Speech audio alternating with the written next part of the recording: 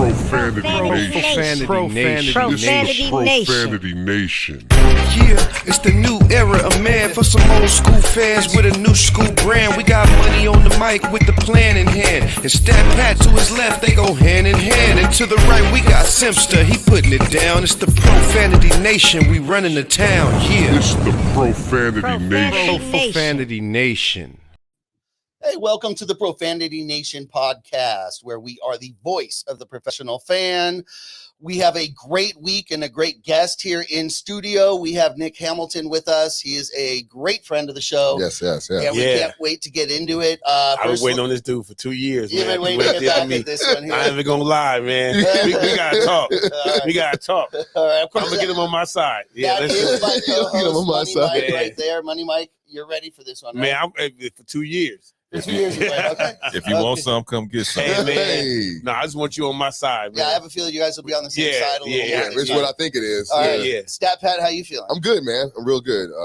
We're just waiting for these playoffs to finish and get to next season because I'm tired of looking at playoff basketball with the Lakers in it. Come on, let's get this done. Lakers, you might have to get used to that for a little while. Yikes. All right, Nick. We're going to bring you in a second, but as always, we start the show with a gentleman that just needs no introduction. Marco Nunez, the former athletic trainer for the Los Angeles Lakers. He is ready. Let's bring him in. Marco. Hey, Marco. How you doing today? Doing well. How's everybody doing today? Man, we good, Good. man. We Good, good. Marco. Hey, so Marco, I'm worried about my boy Lonzo. They said he had that meniscus surgery, and then he had that bone bruise, and I think he was supposed to come back in 6 to 8 weeks, and that was way back in January. And now they're talking about like his knees not responding, and they don't know if it's the bone bruise or the meniscus. Dude, they pay millions of dollars, man, on these surgeries. How do they not know what really is causing the issue after it's been almost 5 months? Like, who are these doctors operating on this dude? Help me out with this. Yeah, so here's the thing. Like I mentioned over and over, and we've discussed this regarding bone bruises. Bone bruises, unfortunately, are very, very unpredictable. You can get one, and you can come back in a couple of days, a week, and you're done. Or it can last for several months. I mean, look at Nunez this past season with the Lakers. He had it during their preseason, didn't play some game during the whole entire regular season type of thing. So they can't linger on, especially in the knee. It also depends on the location of the knee at the time they buckle, every time they hit. Now, as far as the meniscus, I haven't had a chance to look into what they did, whether they did a repair or whether they did a meniscectomy. And meniscectomy is when they go in and just clean it out and they take out a piece of the meniscus and kind of get removed. A repair is where they try to save the meniscus and they suture it up, and it's almost like they're trying to kind of like patch it up type of thing. Now, those can be a little bit unpredictable. There's about a 50-50 chance usually for young athletes and point guards to try to say that. I don't know if you guys recall a couple of years ago, actually more than a couple of years ago, with Russell Westbrook when he was with LKC. They did a meniscectomy, or they did a meniscus repair. It didn't take. I think they did a second one. It still didn't take, and then they finally had to do a meniscectomy. So I don't know if it's kind of the same thing that's going on with Lonzo right now. Hey, Marco, I've got a question. Why would they go with the repair instead of just the full surgery, which would appear to fix the problem in the first place? Well, the thing about that you want the repairs because the meniscus it acts as a shock absorber and a protector and reduces friction between what's called the femur bone, which is your thigh bone, and the tibia, which is the lower leg bone. If you remove the meniscus, then now you have bone on bone rubbing against each other, which then creates a higher risk of developing arthritis. And if you're an athlete, you don't want that in your knee because then that arthritis can flare up, can create swelling and all that stuff. Especially if you're a young athlete, especially if you're like a point guard that you're going to be moving and twisting around, you want your meniscus in there. So all doctors will try to save the meniscus as much as possible when they can, or go in and remove it. Yes, the easier solution is just to do what's called a meniscectomy, where they go and clean it out. Boom, you're done. 4 to 6 weeks, you come back and play, and you're done. But then it can create some arthritic issues later down the road, especially if you're a young athlete. All right, so let me ask you. Oh, go ahead, Pat. Oh yeah, just real quick, Marco. So if they do remove the meniscus, is there anything they can use in place of that? So instead of having the bone-on-bone friction, could they have something like some kind of replacement cartilage of some sort? Right. So right now, from my understanding, I don't think there's anything to replace the cartilage and anything of that sort. But there are some what's called procedures that you can kind of get done. There's one thing it's called a monovisc or Synvisc that they often inject with athletes that have arthritic issues in their knee. And the Synvisc is basically a lubing that you're kind of doing like a lubing of the knee type of thing to try to kind of reduce that friction. A lot of athletes, even adults that have arthritic issues, arthritic knees, getting like what's called a monovisc or Synvisc injection in there, which they basically inject lubrication into your knee. It helps reduce some of the swelling. A lot of patients get a great relief from pain from it, especially like the elder adults, or if you have like adults that were like played sports for a long period of time. Now they're having arthritic issues in the knee. That's one kind of technique that kind of help relieve some of the symptoms. Awesome, thank you.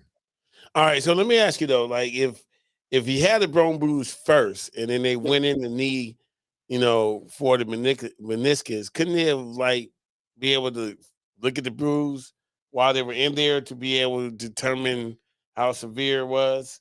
I'm thinking like, hey, while we're in there, we might as well look at everything. But let's do a full tune-up. Yeah, that's the thing about it. As far as like I said, bone bruises, you can have a large bone bruise and it doesn't affect you, and you're fine. You can play. You can have a tiny, tiny bone bruise, but if it's located at the right spot, where every time you rotate or you pivot, you turn, and it kind of clicks against the other bone, that could be a sharp pain. Like I give you the example of everybody. You can have a small little splinter in your finger and you're like done for the day. It could be a very painful type of thing. So it's not only the size of the bone bruise, but more importantly, the location of the bone bruise. All right. Well, okay. So look, I know that I feel you. I understand, man. That's why I appreciate you because you help me understand this. Yeah. So now they're saying, this dude is not responding. So what do? We just sit back and wait for it to respond, or we wait for it to pick up that call? I mean, what are we doing? Yeah, I mean, like I said, unfortunately, I don't know the exact details of the injury. I don't know whether they did, like I said, as far as me talking about the meniscectomy or the repair, that's just something that I'm kind of speculating right now. So that's, but please, by no means, nobody quote me on that part, that's what's going on. But I know from my understanding, he's back here in LA. He's visiting with some doctors, and they're trying to figure out, okay, what is the next step? Because like you mentioned, he had the surgery back in January. He was expected to come back a couple of weeks, and he basically never return type of thing. So I know they're trying to kind of figure out, okay, well, what's going on? What's the next step? All right. Excellent. You got any questions? Great info. Hey, so I got another question, man. Go ahead. Hey, I was at the fair yesterday, and I was thinking about my mom. My mom had a double hip replacement, all that stuff, and she's been like, she went to a physical therapist, and now she's in pain, and then she's taking Tylenol, so that way, because she wants to be able to be mobile, walk around, but she had double hip replacement. I bought one of those things yesterday. At the fair, they try to save stuff and all that. So I bought, that little remote thing with the pulse that they put on. Yep, and those 10 minutes. Yeah, I don't know what they call it. You know what I'm talking about. Yeah. Yep. So I went and bought that. And the guy was like, yeah, man, put one right here, right below the stomach, and one on the hip, and one down here, and turn it on low. And I said, yeah, but she ain't got no cartilage because she replaced her hip. And she said, no, it'll be good, it'll be perfect. It's gonna give her blood circulation, all that stuff. Did I waste my money, or is this no? Just tell me. Well, let's first start. I wouldn't buy any medical equipment or supplies at a college fair. Well, you know how it is. Hey, you get what you pay for. Hey, no. I mean, but those electric, they would do. They did a full thing where they had my wife, my daughter, and me, and it was on my wife's hands, and it went all through us, and I felt the tingle on the other side. I was like, all right, I guess that's what's supposed to happen. You know what I mean? Yeah. So, but most of those, should I get my money back or give it to my mom? Just answer that. You're gonna go back tomorrow, and that stand's gonna be empty. No one's gonna be there anymore. Oh yeah, May 31st, it will be for sure. No, but bottom line, they call it electrical stimulation units or TENS units or MENS units, depends on it. And it does. The goal of it is try to increase blood flow to the area by bringing like electrical stimulation.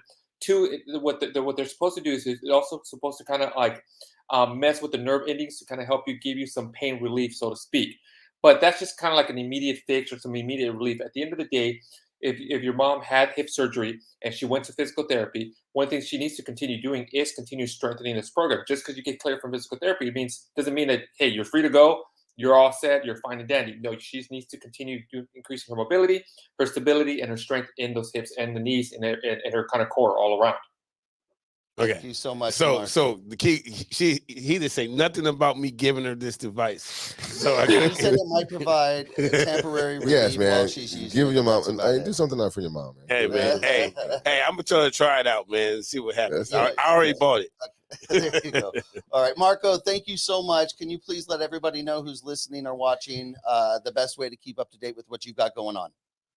Yeah, if you guys have any questions regarding sports injuries, recovery, rehab, or anything like that, feel free to DM me on my Instagram at Marco A. Nunez 17. And also, please subscribe to my YouTube channel at Evolve Athletic Performance. Thank you so much. We'll see you next week, Marco. See ya. Thank you. Take care. Peace. Have a good one. All right, guys. So, as we said, great stuff from Marco. Yeah. But as we said, we've got I think I wasted my money. Here.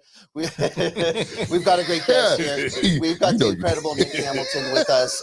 Let's go ahead and bring Nick Hamilton in. Nick, how are you doing? Hey, man, I'm good. I'm here, man. You guys have come up, man. This is the last time I see you guys, man. This is beautiful, man. Thank you, Thank thank you, man. Thank you. Appreciate It was all Jeff's idea. I'm inspired, man. That make me feel like the poor man of the group, man. Jeez. No.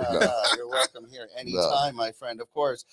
So last time we were talking, we always talk Lakers here, of course, but why don't you fill us in a little bit what you've got going on here? Of course, everybody, if you haven't been keeping up with what Nick's got going on, you should. We'll go ahead and run his Instagram handle right here soon. But I was watching you on a show, and you were saying something about a documentary or something. Let's go ahead Yeah. and start right there. Well, actually, a friend of mine and I, we're in the process of formulating this film company. We're actually starting to work on the documentary. We have a trailer for it already, so we're trying to get the business side of it taken care of and getting that out. And hopefully, if it gets greenlit sooner than later, then be looking to shoot it sometime in 23. But just another venture, just to be able to be in a creative space. And to tell stories, and it's not just sports. It'd be entertainment, it'd be politics, it'd be lifestyle. It's just whatever it is, because I feel like storytelling is almost a lost art in certain regards, because you don't get an opportunity to really tap in to what the subject matter is or the subject itself, whether whoever that may be. So just inspired by when you watch stuff like Winning Time, or you watch Magic Johnson's documentary, or you watch the Jordan documentary, and then now we got the Kobe documentary coming up soon, hopefully. So you seeing pieces of information like that, and you stuff you just watch on Netflix, or things of that nature that kind of just say, okay, well, there's a space for it, so let's see we could tackle it and put our stamp on it. That's basically what it is. Yeah, good. Funny you said that, because I was thinking, like, after The Last Dance came out and you saw everyone's doing that, I'm thinking to myself, like, all of a sudden a whole new world opened up. And think about how many other sports and other athletes that you've always wanted to get that kind of that introspection of how they thought about things in certain moments, because it's so surreal to you as the viewer, as the spectator. But then when you want to hear, like, what were you going through during that time when we all was like, oh my God, I can't believe you just did that. And you want the juice too, right? Like, you want to know what goes on, what was said, how you truly feel about this person, how you truly feel about that person. I mean, watching the Last Dance, I mean, it was perfect timing. Oh my God. Because perfect timing, because we were under the pandemic, we couldn't go anywhere, nothing was open. So we sat there glued to our respective screens and watched it in its entirety. Sometimes you watched it again when it was over. You watched the replay just because you were afraid you got up to the bathroom or you missed out on something. So it was perfect timing. That's the thing that I felt like the Magic Johnson documentary, which I thought was absolutely phenomenal on Apple TV, but I thought the timing of it was wrong. I thought, to me, I thought Magic's emotion dictated that decision. And usually when you have emotions that dictate your decision, 10.5 times out of 10, you lose, right? Fortunately, I'm not saying this is a lost effort, but I think had he waited to, let's say, June of this year and did the 4-part series on Apple TV, I think more people would have been inclined, because the finals would have been behind. There's nothing else on television that you want to pay attention to. So I thought that was a part that would have been a perfect timing. From Winning Time. Absolutely. Instead of looking like you're not chasing Winning Time. Or trying to get ahead of the story. Yeah, because it looked like you were trying to get ahead of the story. Overshadowed by Winning Time, because every episode got better. And if you look at the ratings from episode 6 to episode, what was it, 10 or whatever the last episode was, it increased in the ratings. So you got more viewership, and I'm sure people are gonna go back and then rewatch the exact series from start to finish. So to Especially me, when season 2 comes out, they'll do season it. 2 is gonna be They're gonna watch it phenomenal. If again. they stick to this, if they stick to the script Mhm. and have the great writing that they've had, And the cast. again, it cast is, like I said, John C. Reilly should get a Golden Oh my Globe God. at least for Dr. Buss. No, I no. forgot that was. You know what I talk about when I think about John C. Reilly? I think about Step Brothers. Mm-hmm. Yeah. Mm-hmm. So I forgot that he was John C. Reilly. I really thought that was Dr. Buss talking for a second. Yep. Yeah. And that's the detail of a great actor. Yeah, it's like Um, you great. It's like funny you said that because at one time when Malcolm X, kind of like the movie Malcolm X, Denzel. when you watching it all of a sudden, like after like about halfway, you're like, man, I don't even know who. Like, is this Malcolm? Is this Malcolm X or is this like Denzel Washington? Because he just pretty much embodied that role, and John C. Reilly is the star of that show. Oh, no, man, no. he's the unquestioned star. And out of so many bright lights, because Quincy Isaiah. Oh my God, amazing. yes. Dr. Solomon Hughes, amazing as Kareem, really did a great job. He is. But he to literally rise, and then you got Sally Fields in there. Yeah, and and also let me shout Adrian out Brody, Wood Harris, who played Spencer Haywood, who did a really great job doing Spencer Haywood. Yeah, amazing. And I think Spencer Haywood would be pleased with his performance. No, he is. Yeah. So, I mean, it came out his daughter was the first one that said, "Oh my God, I love how you portrayed my dad," and then he just kind of co-signed what she said, which is really kind of comical to me because everybody else hates. You know what I mean? Like, how does So I mean, that to me creates more validity in the story, and how they shot it because Spencer Haywood, they showed him as a crackhead pretty much, trying to stay clean. And Spencer Haywood loved how he was portrayed. Well, right? because it was he was dealing with significant drug use, right? Yeah. And so you had to portray that. Like you how else could you portray that? Yeah, and but what I'm saying is though that was a negative manner. That's a negative manner, right? So and he said, definitely didn't show him in a bright light, but it was real. Yeah. And the thing is he can be real. Being a former addict, a lot of former addicts, in order to stay sober, have to be real, and he's real. And also, too, it showcased his leadership because that's somebody Kareem leaned on. Right. And they kind of leaned on each other. You saw the dynamic between the two characters. And so I thought that was important to show that two brothers can lean on one another. And Kareem really valued him as a person. Even going through his drug binges, he still valued him as a person. He hated to deliver the bad news that he couldn't go with them on that quest for that championship. Yeah, but that's the thing though. Solomon did a great job on Kareem because I've met Kareem. Mm-hmm. I've interacted with him. I've had not great interactions with him. then I had a really, really good one, right? But the one I had that was really, really good, it was literally was one where he said, "Okay, today I'm gonna be Mr. Nice Guy." Every other time it was a spontaneous interaction and he gave me what he normally was, right? And which, look, I'm just being real with it, right? But I saw how Solomon acted in there, and I'm like, yeah, that's Kareem. You know what I mean? That's how he is. So, and listen, I understand not everybody. Look, Magic is great. If you see Magic on the street, he gonna stop, talk, say hi to everybody, and he gonna be there in 30 minutes, be late to the meeting. Kareem ain't doing that. Kareem gonna look at you, walk away, probably curse you out. But I love the fact that was projected in the show. Yeah, that was a good part. I mean, I've had interactions with Kareem too, and there have been times where I've scratched my back with a cactus and deal with Kareem, just because he was just awkward and he was just odd, right? Like he acted like he didn't want to be there. So I'm like, well, why the hell are you here? Exactly. Right. Why the hell are you here? And then his handler is like, doesn't let you talk to him. Oh yeah, and they put you through like 20 questions. It's like, man, please. There's no casual. I'm gonna talk to Emmitt Smith over here. Like he's a NFL champion. I'm gonna talk to Emmitt Smith. Like the hell with you. That dude literally, I was right beside him and he ignored me. Like he looked straight ahead. But that's the reason why they say he never got his coaching opportunity, which he wanted. So if you're not very approachable, I mean, you reap what you sow. I mean, and we've seen you interact with so many people And then now all of a sudden we're going to go ahead and just because you got basketball acumen, I need to go ahead and just give you a job. It's like you forget about the whole interacting with the press and interacting with all kinds of different people just the players. His teammates. Right. I mean, even interacting with his teammates, because you have someone like Kobe who was, obviously Black Mamba, but everybody came to Kobe for advice, and Kobe was, if you came to Kobe for advice, the Tatums, the Booker, he was open.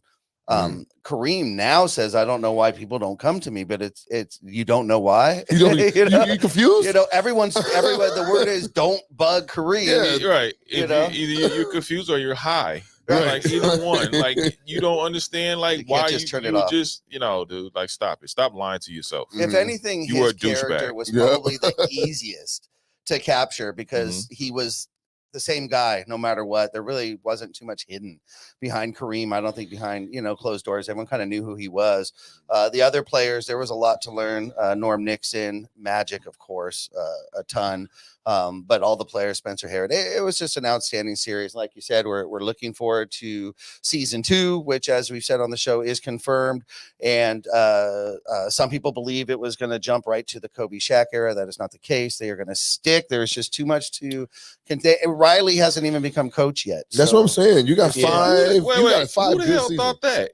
Did you not pay attention to the storyline of watching Winning Time? Well, it's called Winning Time. Yeah. The reason why is because Perlman's next book was based on but there's plenty of room in this book to continue. This is this is Winning Time. This is not the dynamic duo. This is Winning Time. This is about the showtime. This is what kicked it off, so you can have Shaq and Kobe later on down the line. Possible. Right. Exactly. I mean, think about it, right? There's 5 championships, 5 seasons at least. Yeah. Oh, at least.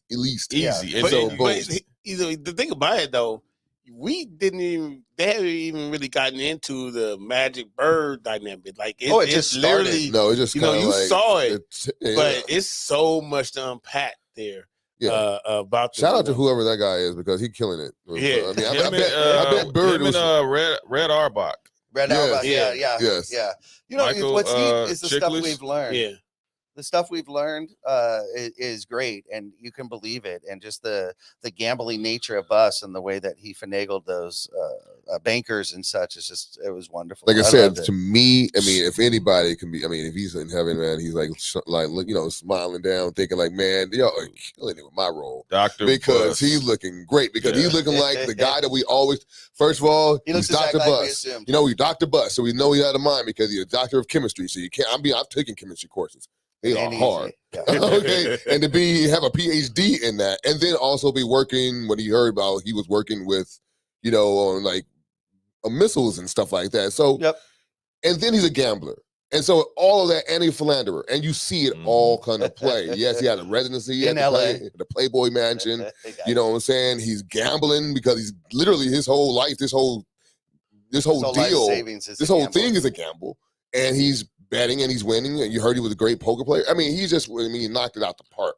Oh my God, it was just. I mean, of anybody, he's the one. I think the best thing you can say about him is that he was just such a visionary. Because nobody saw it. Nobody saw what he envisioned in it. And then I think probably, what would you say? David Stern probably was the real one. They was like, hey, we could probably play off this. He took it and ran with it. We got this Magic Bird, thing he's creating. It shows you the brilliance of David Stern early on, when he took it over in 85 and what he did and getting off tape delay and actually bringing live games to fans. Yeah. I think, but he, like you also said, giving Bus some leeway to do what he was doing. Sure, he had to. Yeah. Because you had arguably one of the greatest players and one of the most focal players in Magic on the West Coast, Bird in Boston on the East Coast, Lakers, Celtics. You built that dynamic, which opened the door for the GOAT himself and Michael Jordan later on. So I think it was smart for them to show that, and I'm glad they showed that, because I think it gave some history to especially younger viewers that didn't really understand how the NBA became the NBA what we see today. Right. Or how much the Lakers themselves, Jerry West, influenced the NBA that we see today. Yeah. So and regional sports channel. You keep naming. I mean, there's so much. And it's great. I just love that it's our town. Right. And it's our team Yeah, that it's about. So even when we're losing, we're winning. Even when we losing, we winning. Exactly. Yeah, 'Cause, financially especially. That's a Laker myopic way of thinking. But go ahead. let's get right into that. Because, So get into it. Yeah. Hey man, first of all, man, look, you've been killing it, man. I'm Thank over there watching TV, and I'm Rogan, and all of a sudden, hey, I got Nick Hamilton. I'm like, that guy right there. He came on our show, and I feel like he really did a number on me. But look, I just want to ask you, man. I've been called a LeBron hater, and I've been watching, this whole season, and I ain't hating, and it was tumultuous for me, right? And me and you back and forth, you spit out all the stuff about, how could I say these negative things about LeBron? But dude, like this season, I feel like I was 100% right in what I was saying about him for many reasons. Number one, he was not a leader on our team this year. He looked like he was selfish and wanted to do things for himself. He didn't want to take any heat. It was always somebody else's fault. He was throwing shade at the coaching staff this year. He's scoring 30 points. We're losing by 25. Like, why? So the whole year I'm pointing these things out. Dude, he ain't getting no fouls. But when I'm pointing these things out, everybody's telling me that I'm a LeBron hater, like they not seeing the same exact thing. Well, let me ask you this, Walter Hayden. Who was the leader on the team this year? Not named LeBron. Nobody was. That's the problem. So they had no lead. So you say they had completely no leadership. Somebody got to be in a leadership role, though. Yeah, but whether they display that or not is a different topic. But who was in the leadership chair, not named Frank Vogel? Well, I mean, but that's the thing, though. LeBron was supposed to be the leader. Because I think he was the leader. But I also think, to your point, I think LeBron failed at that miserably. Right. And the reason why I say that is because I agree with you. Statistically, LeBron had an MVP-esque type season. No question. You can't take anything away from LeBron. LeBron kind of kept them in certain games. LeBron did keep them in certain games. Now, it wasn't a plethora of games. Don't get me wrong. I ain't drunk. But what I'm saying is he kept them in a significant – he kept them in a certain amount of games. The problem is the deflection. Because when you look at other leadership, you look at guys and say, hey, no, it's on me. Regardless if the other guy stunk up the joint the entire night, you look at the guy that said, hey, it's on me. Y'all want to talk about somebody, put it on me. Right. Right? LeBron doesn't do that. And we know that. So why are we so surprised when he doesn't do that? He hasn't done it majority of his career. But this is why I'm surprised. I'm not surprised that he did that. I'm surprised that nobody's holding him accountable. Who has the balls enough to hold him accountable? Well, but see, I think even the commentators that gets down to the coaching search. But we'll get there in a second. This is the reason why, I think we have this show because I'm calling him out about those things. Because Stephen A. ain't calling him out, Mike Wilbon, ESPN, Fox Sports. Nobody's calling this dude out about what he ain't doing. They're over there talking about, he's 90 years, he's in his prime, he's great, he's scoring all these points. Dude, we are literally losing, and this guy is the first guy walking down the tunnel. He at the beginning of the season, y'all keep all that smack, about, if you say we keep all the energy. Take your time, Pastor. We kept we at the end of the season, this dude says I make no decisions. And then when I want to keep that same energy, is that like it's not going to be directed towards him? Like, hold on, I got to give you an offer, man. You over here preaching. Hold on. Hey, so I mean, all I'm saying is, my question to you is, when I'm pointing out what really is happening, I mean, he's not going to be successful because when Russell Westbrook comes over here, Russell Westbrook only is successful if he handles the ball. But if you got LeBron handling the ball, then Russell Westbrook has no place, So now if you have all these situations, why, if I point these out, am I called a hater on LeBron? Because the truth I ain't hating before you. Because the truth stings before you take it. Okay. Right? And sometimes these Laker myopics out here, which I got into it with a couple. I love getting into a Laker myopics because it's fun. Because their blood boils so easily. It's funny to me. And I thoroughly enjoy it. Like, you want me to be the jerk? Fine. I'll play the jerk role to the T. We talked about John C. Riley playing Dr. Bus. I will play the jerk role to the T. I have no problems with that. I thoroughly enjoy it. It's therapeutic for me. But what I will say is this. LeBron has to be called out. The reason why you mentioned Stephen A. Smith, Michael Wilbon, because it is political and it's contractual. Right. We know LeBron has a deal with ESPN and those services, so they can't say too much about LeBron. We know Stephen A. and LeBron don't really mix like oil and water, right? We get that. But Michael Wilbon is not going to say too much at that time. And I was really surprised that he didn't say more, because usually Michael Wilbon is usually pretty spot on when he talks about players. Right. He doesn't destroy them, but he just brings it to the point. But when you look at LeBron, and I have to go above LeBron, I got to say, look, man, I got to look at the ownership. I got to look at Jeannie Buss, right? And I think Jeannie Buss is one of the most brilliant women in the league, period. I mean, think about it. She's amongst giants of a completely opposite gender, and she's in there. She's making headways. What I do think, though, the problem is the lack of structure. And the reason why you see the lack of structure on the floor, because it's lack of structure upstairs. So it trickles down from upstairs to the floor. That's why when we talked about earlier about having Dr. Buss, why it ran so smoothly, because Dr. Buss kept a well-oiled machine upstairs, which trickled down all the way to the custodian staff. That's how well-oiled that machine was when he owned the Lakers. That's why the Lakers were successful. That's why you always had controversy because it's LA. That's what moves the needle. That's entertainment. He wanted to bring entertainment to the basketball court. But this is beyond entertainment. This is just downright dysfunction. Mm-hmm. And for these Laker myopics that have a hope, a wing, and a prayer to think that you're going to win another championship with a 20-year-old LeBron James who continues to break down, who hasn't had an entire season of play, who is a defensive liability. You got Russell Westbrook, who statistically is a worst three-point shooter of all time, who is horrible. The dude he looks lost in the offense. That's probably the worst player to pair with LeBron. It was the worst trade in Laker history. The worst trade in Laker history. And you're going to sit there and act like, and I'm not supposed to get you drug tested for telling me or trying to convince me that this is a team when healthy with street clothes, better known as AD, is on the floor along with those two clowns that I just mentioned, and you're going to win a championship in a very tough, brutal Western Conference when everybody else is going to get better. Come on, man. What are you smoking? Like, there's no way you're going to convince me of that, because it's dysfunction. You got an owner that can't even make her own solid decision without 900 people being in her ear. Well, that brings up that point. So you've got Jeannie Buss, and it would seem to me, and maybe, just the novice Lakers fan, that one of the drawbacks that Jeannie brings is her...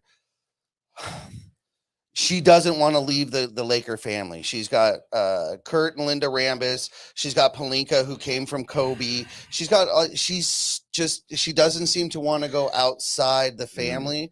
And that seems perhaps why we're stuck. Now, as far as basketball decisions, of course, ownership, she makes the final decisions, but you have to put the right people in place below you so that you can feel confident in that. Even Buss, at least had that at the time. It just seems she's terrified to do this on her own and leave the Laker family. Which tells me, are you confident in yourself as an owner? Because when you look around the league, you look at the Miami Heat, which are who happen to be playing currently in the Eastern Conference Finals, while the Lakers are in Cancun on the couch. Yep. Look at the structure. Mickey Arison, the Godfather, Pat Riley, and I'm sure they have other people they confer with. But you know the structure. You know where it's going to go. Same thing in Golden State. Same thing in Dallas with Mark Cuban and those guys. Even if you look at the Los Angeles Clippers, you look at the ownership, you look at Jerry West, and of course, no disrespect to Lawrence Frank and those guys, because I think they manage and do what they're supposed to do. But you automatically know if Jerry sees something, you don't think Steve Ballmer's going to be like, oh, no, sorry, Jerry, we're not going to roll with that. Of course he is. He wants to win at all costs. That's why he brought the great Jerry West on board. But when you look at different structures of teams, you can see what it is, and you can see why certain things happen the way they do. They're having situations where you bringing in 900, you're bringing in, like you said, the Rambuses. Now you got Pelinka. Now you got Magic coming back. Excuse me, family. is this the same Phil, Magic Johnson that gave now you? she's consulting with Phil again. I mean, Afraid come on. to go The same. What are you outside of talking her about circle. right now, right? The same. I mean, and let's add Rich Paul and LeBron to that mix. So now you got other people. That's the biggest problem to Come me. on. That's the biggest problem to me because, first of all, they literally straight played GM. Carmelo Anthony said it like, you are the GM. Kyrie just did an interview. They said GM. that LeBron plays the GM. One thing we know historically is that wherever LeBron goes and then he leaves, he cuts the whole team and then they're in the gutter. Except for the Miami Heat. Well, and there's they didn't let. That's because Pat Riley wouldn't allow him to do that. Structure. Yeah. You don't let the player run the palace. And that's what I was going to say about rise above the team. That's what I'm going to say about the Lakers. If, like Nick was talking about, if the Lakers had, say, a Jerry Buss at the helm where he was before and having the structure with, even Kupchak, because Kupchak was that guy that he leaned on to make those personnel decisions. Sure. He might not make the best of them, but we knew who the big boss in the room was. It was Kupchak. You're not going to be able to have an agent influence personnel decisions if you got Jerry Buss and Mitch Kupchak. And see, and like you got the Ramby, you got Pelinka. Pelinka don't even know he's an agent himself. Yes, so he don't even know if he's a GM. Like he's running it by people. He got these people. I got 5 guys. Who you want?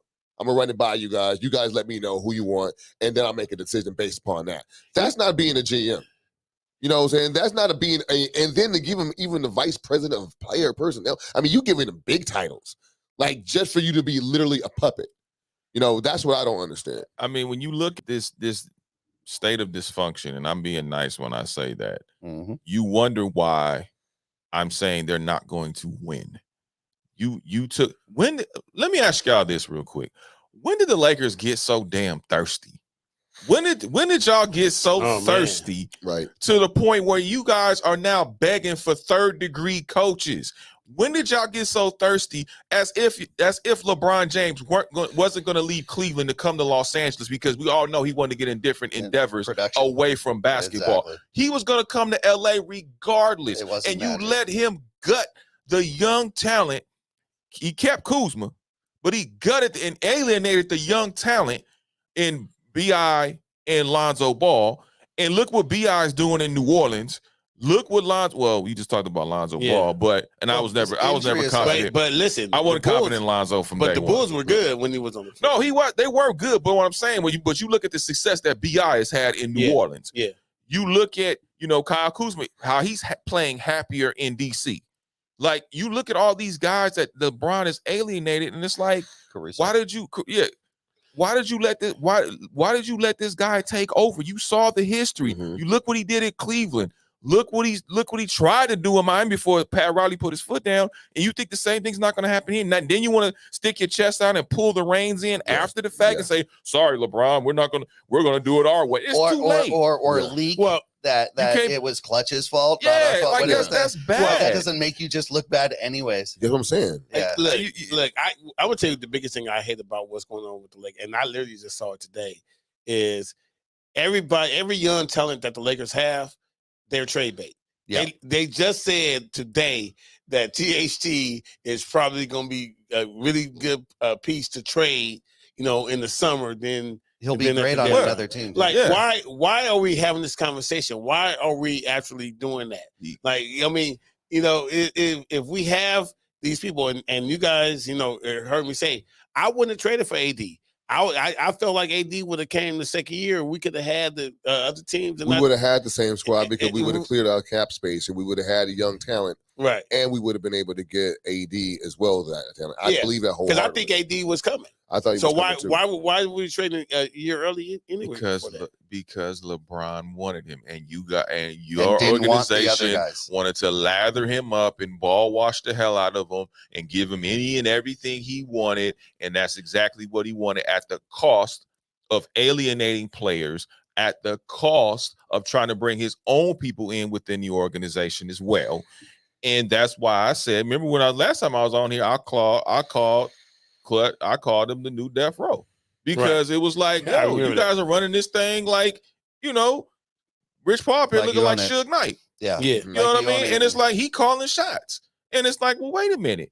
Who's really in, like you mentioned earlier, who's really in charge here? We still don't truly know. I mean, and I'm not taking anything away. I don't mean to be disrespectful to Jeannie Buss, but I'm saying, like, we know Jeannie is the owner. Yeah. But who is truly calling the shots? We don't know.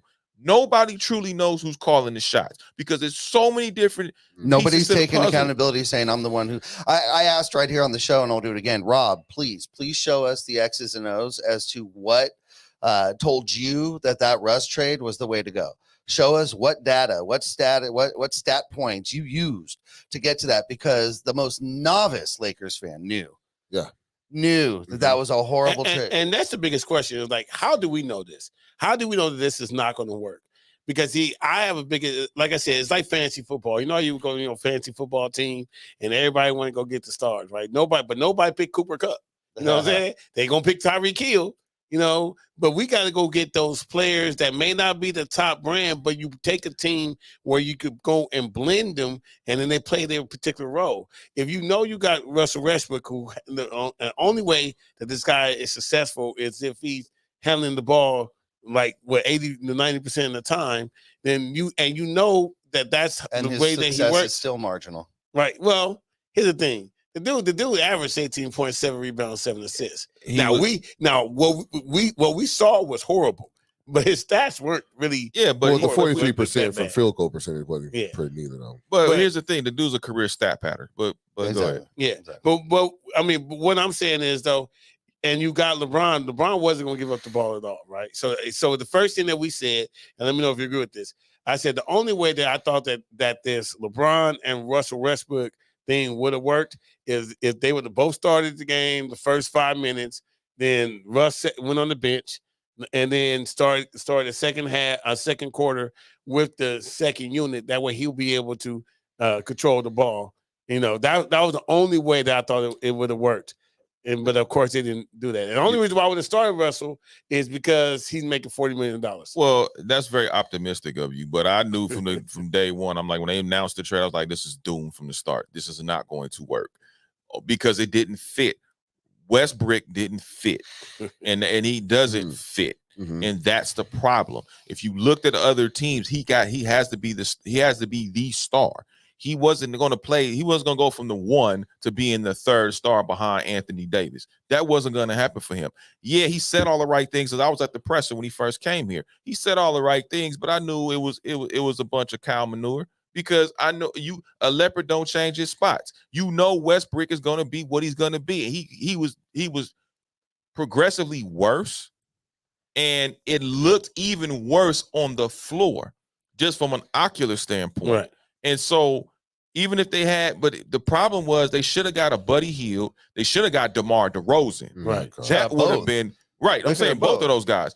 That would have been better. And even if you want to give away Alex Caruso, okay, fine. You have DeMar DeRozan. You have a Buddy Hield. You surround LeBron with shooters because statistically, from 2012 to current, LeBron has moved further and further away from the basket. So you're going to have to get a guy guys are going to surround him with shooters. That way they can stay offensively driven as they're going up and down the floor. But you didn't do that for whatever reason. You allowed LeBron to punk you and convince you that Westbrook was the right formula, and it wasn't. You know what it felt like? It felt like a desperate move of a team. Which, look, don't get me wrong. When the Lakers don't have stars, the Lakers need to have a star. So if the Lakers didn't have LeBron or anyone, go get the Russell Westbrook, because Lakers need to have at least a star, even if we're not competing. That's who the Lakers are. But they didn't. They had their stars. They didn't need that. Yeah. What were they trying to do? It was overload. It just didn't work. It didn't make any sense from last year. See, first of all, when did we start getting in the habit of like breaking up championship teams? Like Right. That's what I'm tripping off of. Right. Because That's the key. when you have continuity, when you have camaraderie, like the Lakers have displayed in the past 2 years before, when they were winning the championship in the bubble, and even that playoff, they were injured. But Caruso would play in D still. KCP would play in D still. You know what I'm saying? You still got these fools know exactly what they had to do because they had continuity from last year on to this year. They know what they're going to, and that will continue. That chemistry, and they broke it up only for star power. Only if it has to have another name on the docket to have a big three. Which they didn't. But they failed miserably in executing that. So now it looks real bad because you didn't have to get rid of those guys. Well, also, too, the thing that the Lakers are lacking is culture. You mentioned the Rams earlier. Right. The reason why the Rams are so successful is because they have a culture. Mm-hmm. And if you don't adapt to that culture, then you take your pick, the 110, the 405, or the 105. Which freeway you're gonna take to get out of here? Because you're gonna get out of here. Look at Deshawn Jackson. Yeah. Deshawn Jackson didn't work. Unfortunately, he had to go. But look who they got in return. Everybody questioned Odell Beckham move, but that was probably the best move, and he was the best player outside of Cooper, not named Cooper Kupp, on that offensive, squad. Right. You look at, obviously, but later on brought in Von Miller. But it was and all these guys have egos. We know these guys are stars and superstars. We know this. Right. But they bought into the culture because there was a culture established. When you look at the Rams with Stan Kroenke, you look at Kevin Demoff, you look at Les Snead, then you look at McVay. There's a trickle line effect. There's a culture in place. So the players know, the upper management knows, the coaching staffs know. And so now you could come together like a cohesive unit. Like you said, we didn't see that with the Lakers because they have no culture. There's no established culture to say, hey, this is this, this is this, this is who this person is, this is who that person is, which is why it leads me back to before, not to sound redundant, we don't know who the hell is truly making the decisions because there's no culture, there's no structure in place. Well, yeah, and one of the main reasons why they don't have a culture is because they got LeBron James. I think LeBron culture killer. I think LeBron killed the culture. Yeah, you think? Yeah. What gave it away? Man, listen, him coming over. Doom. I'm waiting for the Law and Order music. No, yeah, him coming over here because it is. Somebody does it every team. I mean, the thing is letting him do it, getting him here, and then letting him do it. He was already under contract. You pick whatever players you want. Say no, we're not grabbing that player, so we're not making that damn trade. Imagine that. What did Godfather Pat say? You can either play with Spoelstra or you can sit your behind on the bench and ride it out. But Eric Spoelstra is going to be your head coach. That's it. Right. It ain't changing. Yeah. So how do we fix them? You don't. It's time. They're screwed. Time to go. And besides, what you want to, I personally don't want to wait around so he can patch himself along so he can play with his son. I want to move on. Wait, you buying that? I'm not buying that. Okay. But I want someone who is patching themselves along to win titles. Okay. That's all they're talking about, and that's all they care about. And that's the only way we're going to get back to winning. Mm-hmm. And he's our most tradable asset. All right, so there's a rumor that Pelinka was out there with hanging out with Nets, the Nets GM. Here we go. What do you think? Kyrie. Kyrie. They talk about maybe Kyrie for LeBron straight up. Let's just go ahead and bring the circus over here. Let's just go ahead and bring it in here. What else, man? Why is mine? You're saying Kyrie for LeBron straight up, or no? I mean that's the rumor. Yeah. That's the rumor that that's what they that LeBron would go to the Nets. No, that they would reunite. So we're sending Russ. That's not happening. That's not happening. For what? Those two. For KD can play back with Westbrook. Why no? Well, not even that. I want to trade LeBron. You could trade. But here's the thing: you could trade LeBron, but bringing Kyrie and LeBron will never play on the same squad again. Okay, ever. I'm good with that. Ever have Kyrie come That's up not. here. They wouldn't even have the same success. They're different players. No. But here's the thing: I can see LeBron going to the Knicks. The reason why I say he can go to the Knicks because you got tradable young pieces: Cam Reddish, R.J. Barrett. Randall. You have a lot of young pieces that you can go with that. And also, too, there's no pressure with the Knicks. The Knicks fan, now I talk about Laker fans being thirsty, but Knicks fans, dear God, if you get to the second round, it's like the second coming of Patrick Ewing. Yeah, man. And for LeBron to be in New York, something they wanted to have for years in New York, to have him play his final contractual year in the Big Apple, in the number one market. If LeBron got them to the Eastern Conference Finals, he'd be a god. Mm-hmm. Mm-hmm. Now, let's say, hypothetically, they pair him up with Zion. Because we all know Zion wants out of New Orleans. Can't really blame him because it's a terribly ran organization. So you pair him with LeBron. Apparently the food's good though. Food is always immaculate. I mean, this is The New Orleans, 504 man. got it cracking. New Orleans.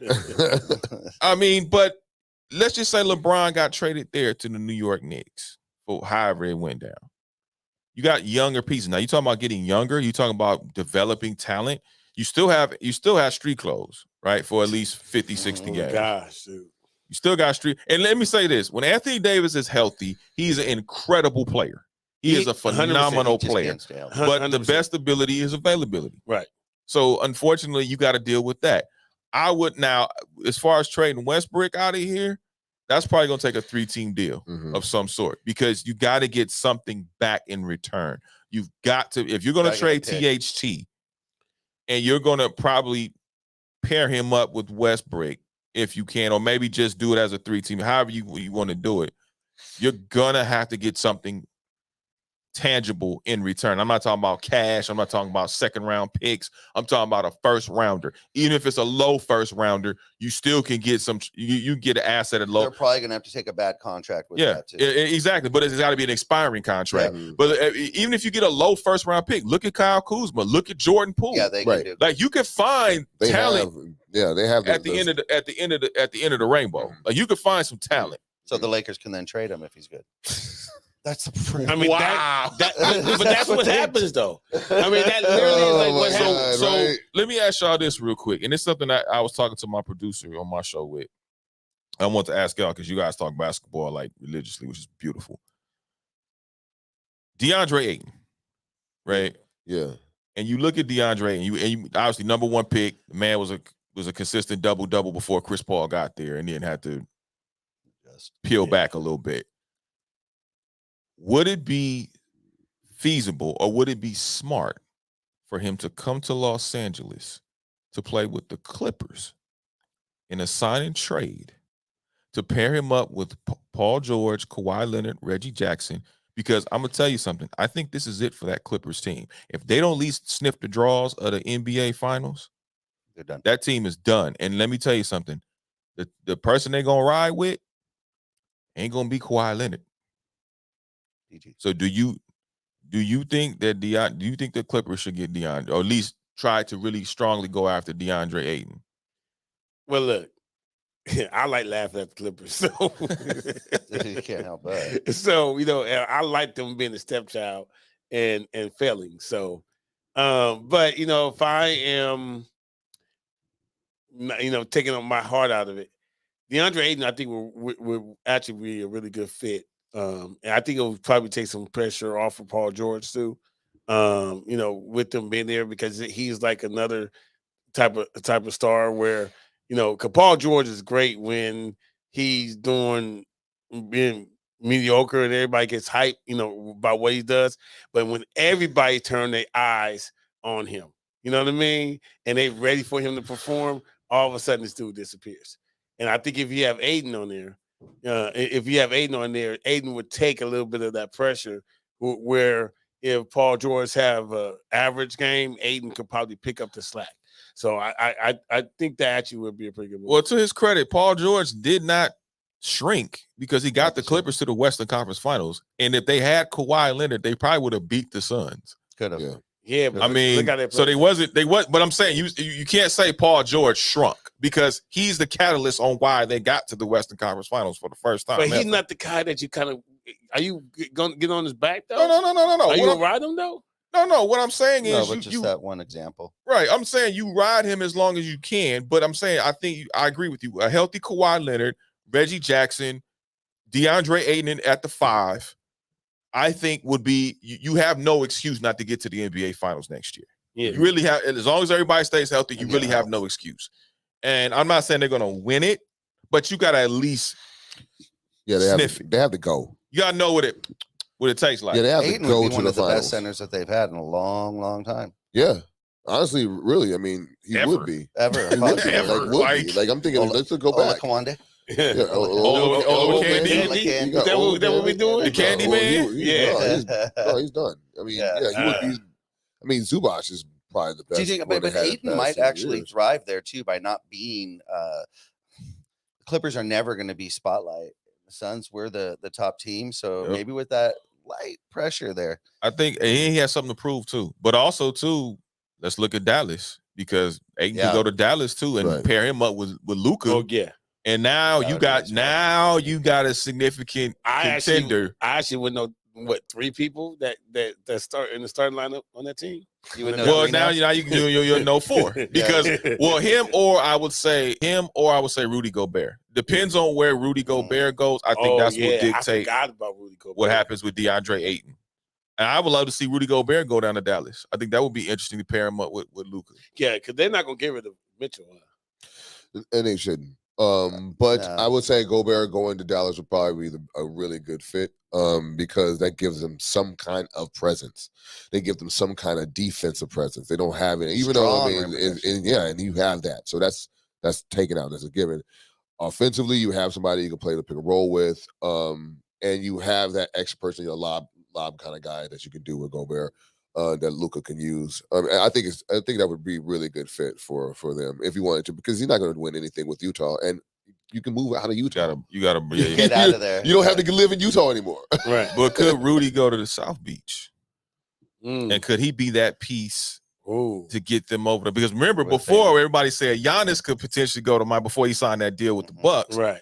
He was rumored to go to South Beach and could have been that piece with Jimmy buckets, that would have been scary. And to get over the hump and get them to a championship. Now, could Rudy Gobert? Now they call him Giannis, but could he be a nice? Gobert's better. Than but see, what's interesting about that is because we were talking about culture earlier, and there's a culture over there in Miami, right? So the question is, how well will Rudy, adapt to that with that culture? Easy. Well, it's Jimmy's team. Everybody knows it's Jimmy's team. Even Victor Oladipo said it was Jimmy's team. They take on you saw that against the Celtics. They took on the persona with Jimmy being out in the second half. Yep.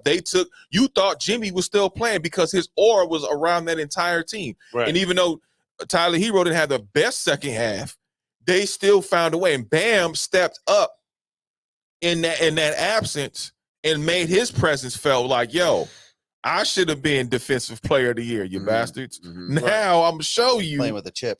Right. Yeah. Size of Frito-Lay. Yeah. I'm just saying, like you and if you have Gobert down there I already have a defensive system already in place. Now you have an anchor that could come in there and erases all mistakes, which are pretty much not many.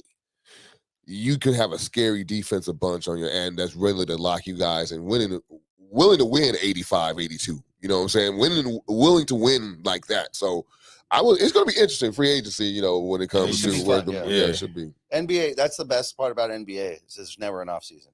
There's never an off season for the NBA, and the Lakers always too, but there's never an off season for They're trying to get like the NFL, because that's what NFL is. NFL is literally a machine. How salty do you think the NBA is now that the NFL is playing on Christmas Day? Yeah. How salty do you have to be? Dude, honestly, challenge. Because, and it was, but see, wait a minute. Because I remember the NBA games about 2 years ago started showing up on Thanksgiving. And I was like, why we got Thanksgiving games? And they're doing Thursday night You know what I'm saying? Like, why are we doing that? Okay, NFL said, okay, I'll see your Thanksgiving. And I'll take your Christmas. Right. Because there's not a matchup. Dude, we watched Lions versus the Dolphins on Thanksgiving, bro. We watched the Lions. Don't matter. Yeah. It is a staple. The Lions are a staple. Yeah. Lions, Cowboys. Just like the Cowboys, the Lions play. Yeah. I don't know how they got but at least the Cowboys sometimes are good. That's what I'm saying. Right. Because I've actually the Lions are still in there. Yeah, I've actually covered a Cowboys game on Thanksgiving when they played the Chargers one year. Yeah. And that was actually that was an experience all its own. Like Thanksgiving Cowboy games, if you've never been in that stadium, is remarkable. It is incredible. Like just being on the field. Yeah. Yeah. I mean, I ran 10 yards before I almost slipped and tripped, but I can say I ran 10 yards at Cowboy Stadium. That's awesome. And that's an amazing stadium, man. Like it was until SoFi. Oh, you like SoFi better? SoFi is if Jay-Z said he's the God MC, that's the God Stadium. I still like the Dallas one better. I don't know, man. Did SoFi? Yeah, I do. I do. I'm offended. Dude. All right. Well, that brings us. Listen, And I put Final thought. And look, I was at the Super Bowl. Have you seen Allegiant? I haven't been in Allegiant yet. Yeah, it's nice. Allegiant is nice, but the problem with Allegiant is it really is the culture of the Raiders, which means there's no flair to it. Like it's black and gray, bare bones. and it's technology in there somewhere, but you gotta look to find it. Let me know. I mean, do you agree? Like. I agree. You finally talking some sense once again. Yes, I agree with you on Allegiant Stadium. Yeah. I'm still a little disgusted with you about. I can't believe what you just said. Fire, I got to give you a tour. Then that's what we gonna. No, I mean, dude, you know what? It'd be freezing in there too, man. If you guys watch the show, you guys know that we finish each show with a segment we call Money Mike's Out of Bounds. Money Mike's going to share his thoughts or opinions on a topic, and he just wants to know: are they in bounds or out of bounds? Money Mike. You know what? This is a really interesting thing to me, and I definitely want to know your opinion on it, Nick. Our guy Patrick Beverly, he went on tour. Well, it wasn't even a tour, but it was like 2 days worth of like we got to hear what this guy is saying now. Now, first of all, let me just say I have two opinions on it. My first opinion is I think because you're in the NBA fraternity, you shouldn't be spilling out as much tea that you gave, but as a fan, I love what he did. So am I out of bounds for saying he shouldn't have done it, but I love that he did, or or not? Our guest Nick, go ahead, please. I think you're out of bounds for saying that you enjoyed it because I kind of enjoyed it too. So I guess I'm out of bounds too. But he wasn't spilling tea. That dude was burning people with hot coffee. Like, there's no way. And the bad part is, are players going to trust him again? Right. Because it's one thing about reporters in the locker room and then spilling, as you say, spilling tea. D'Angelo Russell. Snitch. But when you got your own fraternity, your own brotherhood, like burning folk with McDonald's hot coffee, like that's all bad. Like right. I think, and let's be clear, Patrick Beverly is not a defender. Yeah, he gets on your nerves. He's like that. He's a chihuahua, but sees himself in the mirror as a pit bull. Yep. Yeah, he's annoying, but he's not a defender. I don't look at him as a defender. I see Ben Simmons as a better defender than him. But you know what? I'm gonna tell you what I do like about Patrick Beverly is he's annoying. No, he'll take you out of your game mentally. He brings the culture though, because I'm gonna tell you, in Minnesota, they started all of them. Anthony Towns, they started picking on people too. Whatever it was, that dude, was like, hey, this is how you annoy people, and he got the other players on his team to do that.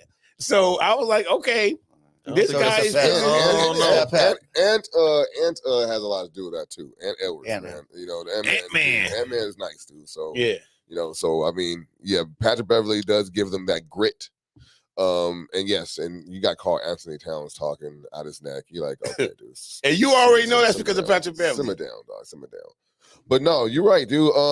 Yeah, because he said, what did Patrick Beverly say? He said, Patrick Beverly. Yeah, I was, said, I was gonna talk about something, but I'm gonna tell you what. No, I'll tell you it. And you're like, wait a minute, but you just said you were not gonna tell nobody, so don't tell nobody. Hey, that dude was like, I was talking to this guy. I ain't gonna tell y'all. No, it was Pat. It was Pat. And you like, and me and Pat was sitting around talking. Yeah, he literally he threw Paul George underneath the bus. Wait, and he threw LeBron under the bus too, right? Because he said, "Oh yeah, I beat Chris Paul at LeBron's camp. Go ask LeBron." It's like you asking LeBron to tell about his homeboy that they're like, that's the Banana Boat crew. Yeah. Like, what are you supposed to say? And it was, talk about desperate. For what was it? It was 2-0, come on, man. And then when he said the story, it was 2-0. Pat Beverly thirsty, man. It's he ridiculous. Go back to the ball. It's ridiculous. What do you think? You're in bounds. Okay, you're in bounds. Absolutely. I've never really liked Patrick Beverly's game. I don't like his attitude. You know what? I thought he was a punk when he tried to do that to Lonzo on Lonzo's first game, when he really ran up to Lonzo as if LeVar Ball. And everything LeVar Ball was saying. Dude. When he ran up to Lonzo and was like, "Oh, I'm gonna like." Lonzo didn't say nothing, man. Dude, step the fuck. You know what, dude? It's now. I wish you would. Now the thing is, because see, in those situations, I just wish that was Melo. I just wish it was Melo. Right. Melo would have been like, "All right, I'll be a Huckleberry." because I'm about to bust your ass tonight. Yeah. I'm gonna bust your Melo ass. gonna talk that stuff. Yeah, I'm gonna bust your ass, and I'm gonna talk that crap, and I'm gonna make you look like you slipping and sliding all over tonight. You know what I'm saying? You just knew who we picked. You just knew who to pick. He was a punk for pushing Chris Paul in the back because you know Chris Paul would have. I'm sorry, you can say what you want about Chris Paul, but I don't see Chris Paul as no punk. No. Sorry, I just don't. No. If that was been on the street, different ball game. He'd have fired on Pat Beverly, then it would have been on from there. Yeah. Yeah, but he had a whole restraint because of who. That's a punk that was a sucker move. That's a punk move. All right, everybody. Nick, thank you so much for joining us. Can you do us a favor, please, and let everybody know the best way to keep up to date with what you've got going on? Yes, indeed. Thank you guys for having me. It's been great. I loved it. Thank you so much for having me on. You can catch me on Instagram at Nick Hamilton LA, also at nightcastmedia.com. That's NITECASTMEDIA.com. Your gateway to sports, pop culture, entertainment, community tech, all rolled into one just for you. Perfect. Money Mike, you got something? Yeah. So Nick, when I come to the show, we always like to give people a gift from the Profane Nation. I got you a customized shirt that says he ain't worth that money. There's a whole lot of people on the Lakers that ain't worth $40 million. You know what I mean? And so when you wear this, I want you to think about all the players in the NBA that ain't worth I'm rocking that. I am rocking that for sure. Thank you, man. Appreciate it. Yeah. All right, everybody. We will be back next week, as always. This audio will come out on Tuesday on all podcast platforms. Thank you for joining the Profanity Nation podcast. We'll be back. We'll see you. Peace.